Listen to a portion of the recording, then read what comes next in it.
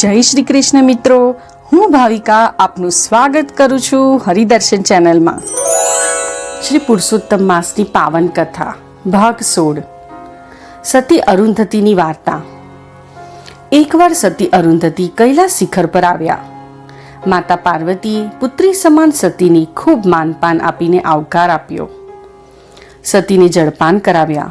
અરુંધતી ઘણા જ રાજી રાજી થઈ ગયા.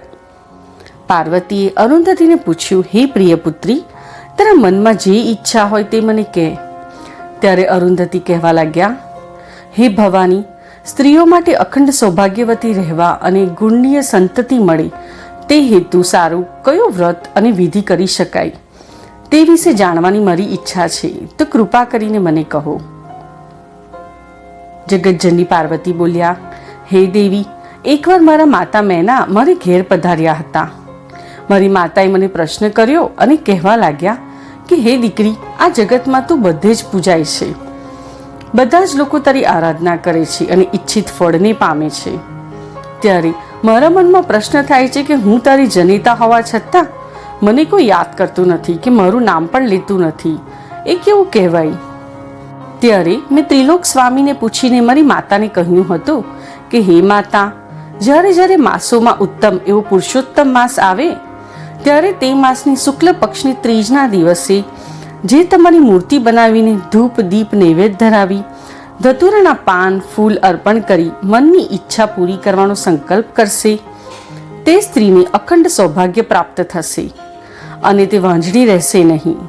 તે સ્ત્રીને ખોળાનો ખૂંદનાર મળશે. વળી આખા મહિના સુધી આ વ્રત કરીને વ્રતના ઉત્થાપન વખતે 5 બ્રાહ્મણની પત્ની સહિત સજોડે જમાડી તેને દાન દક્ષિણા આપશે. તેનો વૈકુંઠમાં અવશ્ય વાસ થશે.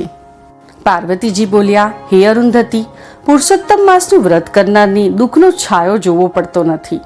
મનોવાંછિત ફળ પ્રાપ્ત થાય છે. માતા પાર્વતીની વાત સાંભળી સતી અત્યંત ખુશ થયા અને મનનું સમાધાન મળી ગયું. શ્રી પુરુષોત્તમ ભગવાનની જય. હવે જાણીએ મૌન વ્રતના મહિમાની વાર્તા. ઉજ્જૈન નામે નગરમાં વિક્રમ રાજાનું રાજપાટ ચાલતું હતું. રાજા ઘણો વિદ્વાન હતો. એણે વેદો અને પુરાણોના અભ્યાસ સારું બ્રાહ્મણો માટે પાઠશાળા અને આશ્રમ બનાવ્યા હતા.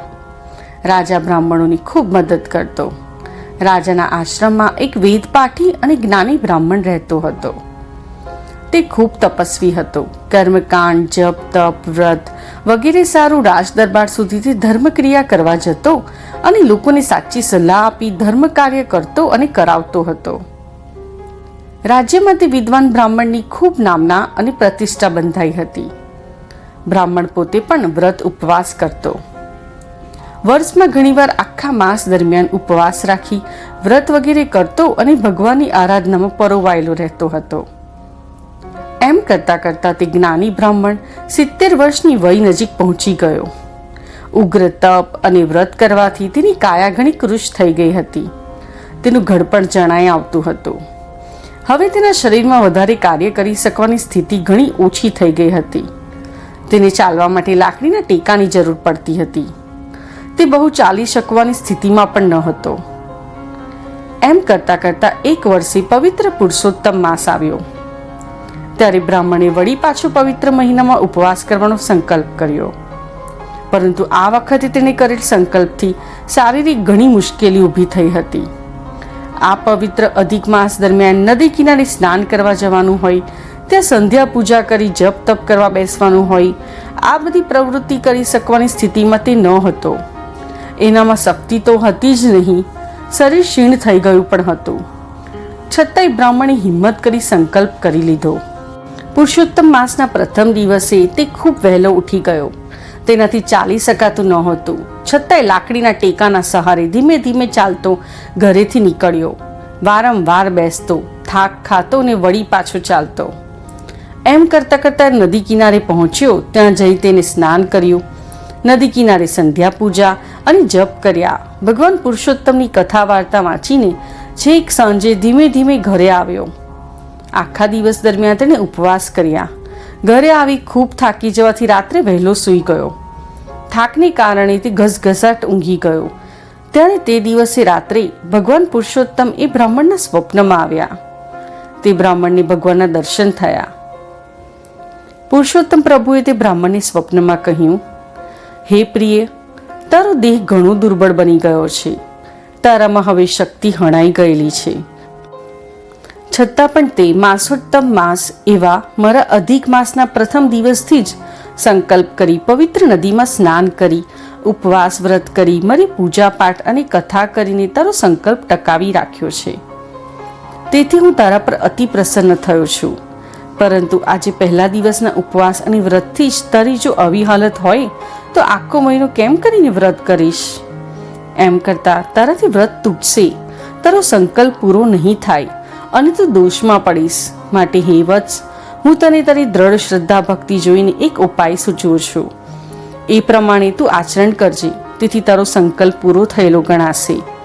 માટે તું ધ્યાન દઈને સાંભળ. એમ કહીને ભગવાન પુરુષોત્તમ તે બ્રાહ્મણને કહેવા લાગ્યા, હે ભક્ત, જીવનમાં મૌન વ્રતનો મહિમા અપાર છે.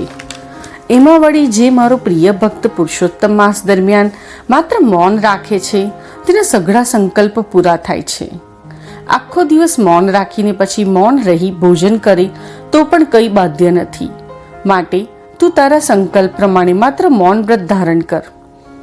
શાસ્ત્ર પુરાણમાં એમ કહ્યું છે કે પવિત્ર નદીમાં કે ઘરે પવિત્ર નદીના જળથી સ્નાન કરી માનસ પૂજા થકી મારી ભક્તિ કરી હરિની લીલાનો પાઠ શ્રવણ કરી એકટાણું ભોજન મૌન રાખી ભોજન કરી પુરુષોત્તમ માસનું વ્રત કરે છે તેનું જીવન ઉદ્ધાર નક્કી જ છે. તે આયુષ્યવાન થઈ અંતે વૈકુંઠને પામે છે. આવા જ્ઞાની વિદ્વાનનું મુખમંડલ હંમેશા તપથી તેજસ્વી બને છે. આમ કહી ભગવાન તે વિદ્વાન બ્રાહ્મણના સ્વપ્નમાંથી અંતર ધ્યાન થયા. બ્રાહ્મણ ઊંઘ પૂરી કરી ઉઠ્યો ત્યારે ખૂબ જ પ્રસન્ન વદને જાગ્યો હતો. તેને ભગવાનના દર્શન થયા હતા. ભગવાને તેને સરળ માર્ગ બતાવ્યો હતો. તે રીતે તેણે બીજા દિવસથી મૌન વ્રત લઈ પુરુષોત્તમ માસમાં પ્રભુની આરાધના શરૂ કરી. બ્રાહ્મણે તત્કાલ આખા મહિના માટે મૌન વ્રત ધારણ કરવાનો સંકલ્પ કર્યો અને માસોત્તમ માસનું વ્રત કર્યું.